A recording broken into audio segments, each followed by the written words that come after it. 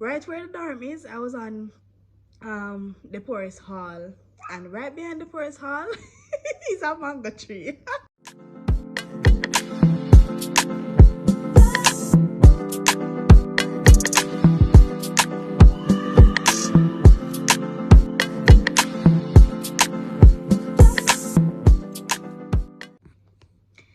Hey guys, welcome back to another video. It's your girl Monique. Welcome back to my YouTube channel. Please remember to subscribe to my channel, leave a comment down below, like, tell a friend to tell a friend. Now in today's video, what we're going to be doing, as the title suggests, is basically a story time. So I'm going to be talking about a series of events that help to build my confidence, help to mold me, help to, helped me to be who I am today. No, I remember in high school, when I was going to high school, my mother never have it easy. You understand me? I'm not from the rich background. I'm not from the wealthy or the, first class kind of background. I'm from a poor background. And that I feel as if that is why I am who I am today. I'm a very determined individual, and even if I don't move towards things right away, I'm always thinking about things, and I'm always thinking about ways to get things done. No, I remember in high school, when I was going to high school, my mother used to burn coal, like coal that you used to cook on or she used to use, like when they go cut coal wood, and you ever hear about coal wood and people are burn charcoal. Yes, so that's what my mother did to send me to high school. Well, through school. It wasn't just high school, but my mother did that to ensure that, listen, we never want nothing. You understand me? Well, to an extent, it wasn't all glamorous and everything, but she did what she could, you understand me, to ensure that we have everything that we need for school and stuff like that. It wasn't the best of the best kind of experience that I had, but at least my mother, she worked hard to ensure that we weren't begging for anything, right? She burned coal, and I remember my mother, she even like succumb to a lot of things, disrespect and stuff like that. But when I look back at those stories, when I look back at those moments, it really helped me as an individual to look and say, I'm not going to do the same thing like my mother did. I'm not going to, you know take the disrespect from anybody like my mother did. You understand me? I'm going to be different. I'm going to choose a different path for myself. I'm going to choose a different life for myself.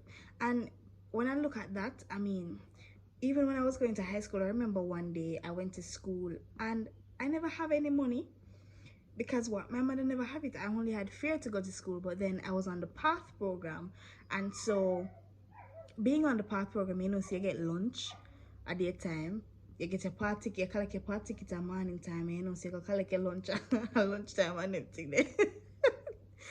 And everything there, you understand me? And you're good to go. And I remember, like, even when I was in fifth form doing CXC, my mother used to she was working at Spring Garden Primary at the time. Well, that's where she still works right now. She's a cook, and big up to my mother for the nice food. Damn, you understand me? I'm never hungry, no time.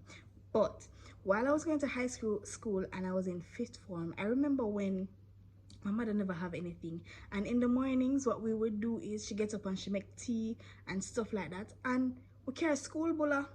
Back in the day, school bulla, they have school bulla soft and school bulla nice. Before, when I get tough bulla, I don't know whatever, but anyways, those were what I took to school, and me eat it, me enjoy it, me laugh, and I did my work. Even friends that I had at the time, hey, we can't call name, but me not call name. Hey, we enjoyed Spring Garden Primary School Bulla while we were in high school, in fifth form in particular. So we didn't look at it as we not have it, but we look at it and be grateful for the fact that we have something to eat same way. You understand me? Despite the fact that we might not have much. Another experience that I have is, currently I'm studying at the St. Joseph Teachers College. I'm doing my bachelor's degree in primary education. Yes, so another experience that I had, I think it was in first year or second year. I'm tell you, I'm gonna strike one weekend. hunger strike one weekend, and we have some whole mango trees. So if you know St. Joseph and you know St. Joseph well, we are built on fruit trees. Like a lot of fruit trees are on the compound and stuff like that. So right where the dorm is, I was on the Forest Hall, and right behind the Forest Hall is a mango tree. And I tell you, that weekend I have friends, and even the other day we shared about that, and we look back and we laugh and we're saying, yo, we've been through a lot of stuff while we are studying.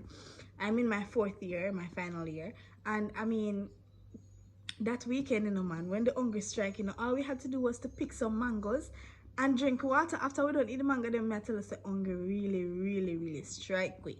It was that bad.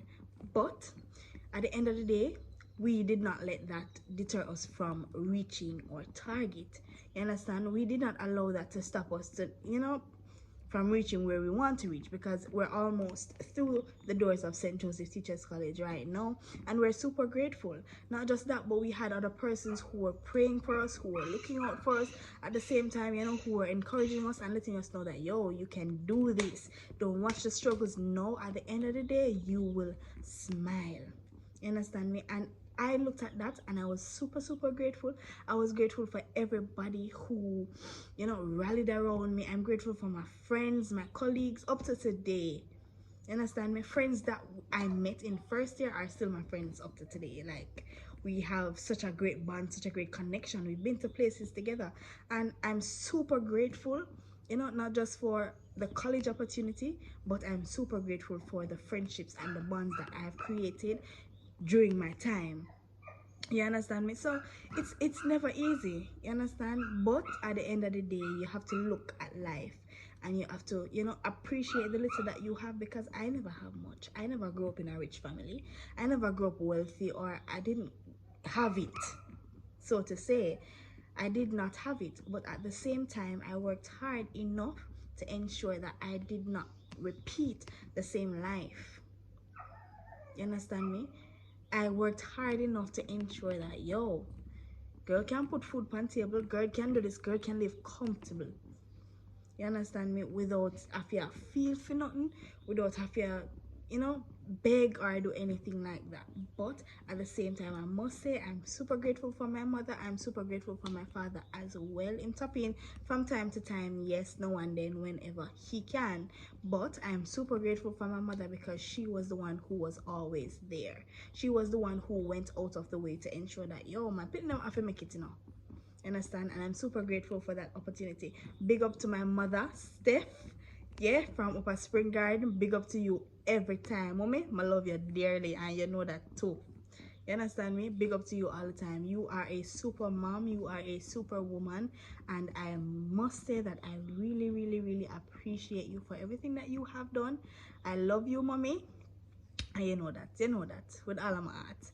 But yeah, my struggles are what defines me. You understand? My struggles are what makes me who I am today. My struggles are what, help to kind of steer me in the right direction.